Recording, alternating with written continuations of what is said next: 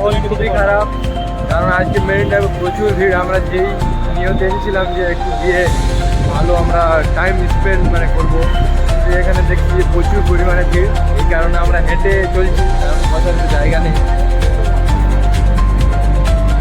কত ভিড় মেরিন ড্রাইভে।